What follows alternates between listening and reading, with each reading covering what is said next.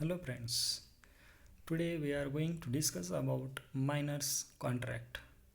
One of the essential conditions which makes an agreement a contract is that all the parties to it must have capacity to enter into contract. Capacity means competence of the parties to enter into a valid contract. Every person is presumed to have capacity to contract, but there are certain persons whose age, condition, or status renders them incapable of binding themselves by a contract. According to Section 11 of the Indian Contract Act, a minor is incompetent to contract. It means that an agreement with or by a minor is void and inoperative ab initio. Friends, we are going to discuss about law relating to minor's contract. One of the essential element of a valid contract is that the parties to the contract must be competent to contract. According to section 10 of the act, an agreement becomes a contract if it is entered into between the parties who are competent to contract. Every person is competent to contract.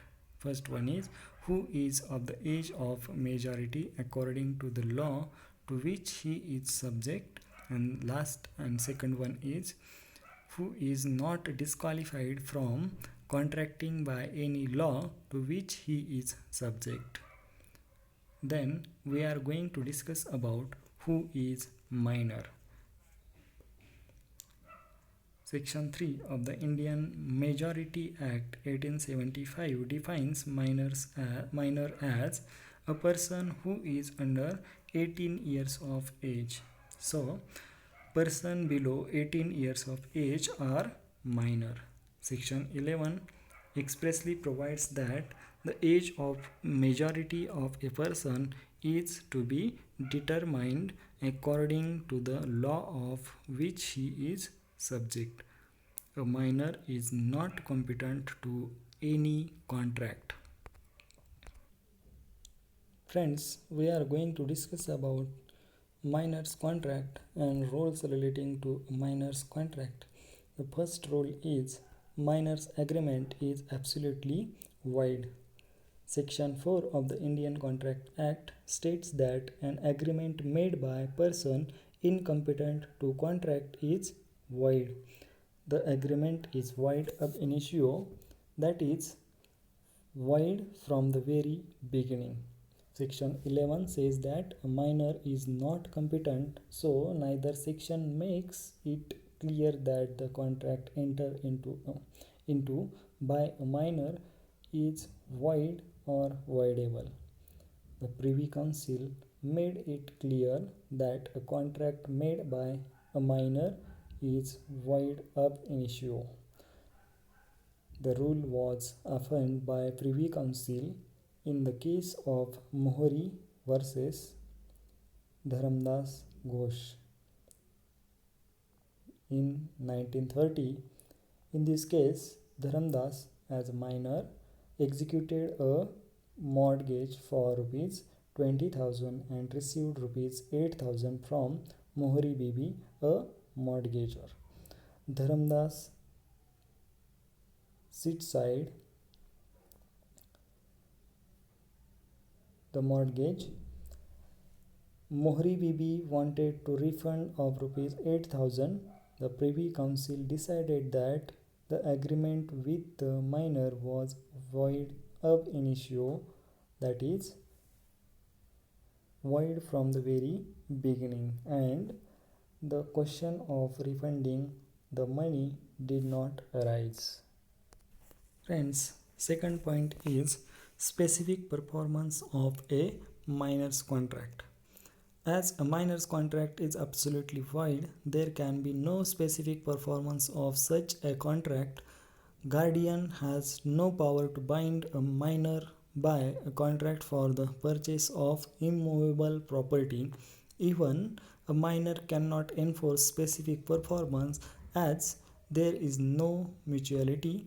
However, when such a contract is entered into by a guardian on behalf of a minor for minor's benefit, it can be specifically enforced by or against the minor.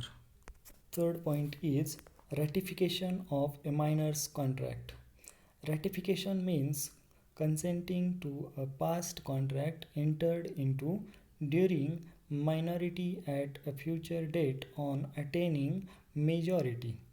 It relates back to the date of the making of the contract. Since a minor's contract is void, there can be no question of ratifying it, as the consideration given during the minority is held to be no consideration at all.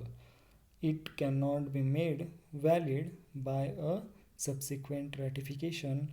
A fresh contract can be entered into by a minor on attaining majority with a fresh consideration.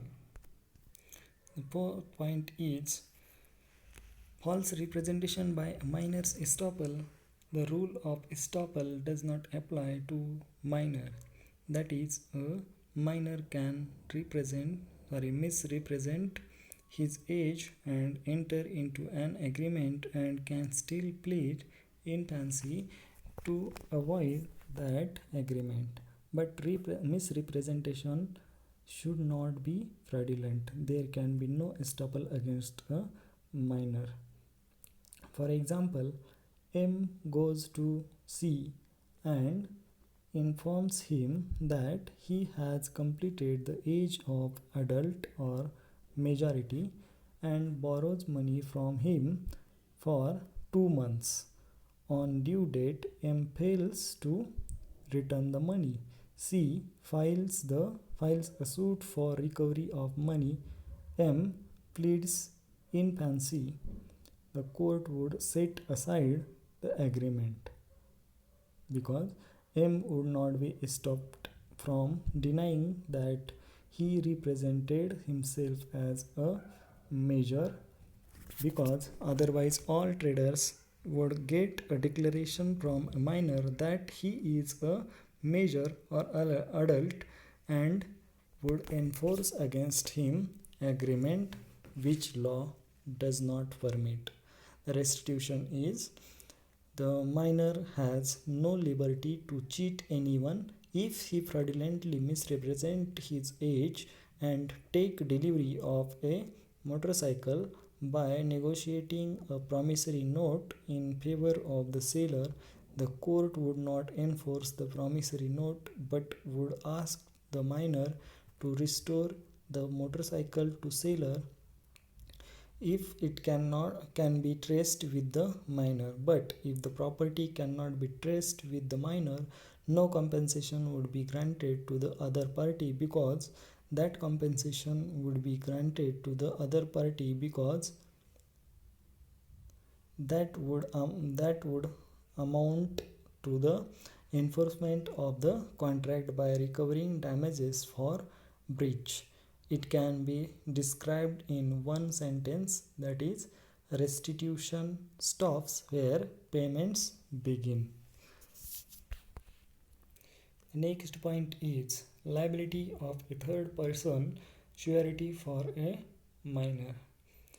An agreement by a minor is void, but an agreement by a guardian on his behalf is valid. Where a guardian enters into a contract in respect of his property on behalf of the minor, it is valid provided it is for his benefit or for legal necessity. The next point is insolvency. A minor cannot be adjudicated insolvent. Moreover, he is not personally liable for any obligation, including payment for necessities or necessaries. It is only property which is liable in such a case. Next point is minor's marriage. Minor's marriage contracted by their parents and guardians is valid It is valid on the ground of the custom of the community. The next point is relinquishment. Uh, Release by a minor of his rights in property is absolutely infructuous in law. And last point is service contracts. A contract for personal service by a minor is void under the Indian law, and the mere fact which is for his benefit would not entitle the minor to sue under the contract. The second one is a minor may bind himself by a contract of apprenticeship if it is for his benefit, but he cannot be used for failing to serve as such. The third one is contract with a minor does not create legal contractual relationship between the parties. Minor girls entering into a contract of service with a person can leave the service at any time without committing any actionable wrong. So, friends, we are going to discuss about exception to the rule. The first one is contract for necessities. Section 68 of the Contract Act provides that if a minor person has been supplied with the necessities that can be made out of his properties, he is liable to pay the amount which is paid by any person during his minority. These expenses are for his livelihood. It may be for his education and welfare or for the care of his properties. And second point is contracts for the benefit of the minors. If the minor enters into an agreement and he receives some benefit out of it, he is to ratify if he is held liable for such benefit and he cannot breach the contract. In India, the minor's contract is altogether void. A minor cannot enter into a contract or enter into a valid contract. Any contract which charges an obligation on minor is void. However, a minor can enforce those contracts which are created in favor of minor and which does not impose obligation on him. So, thank you so much, friends.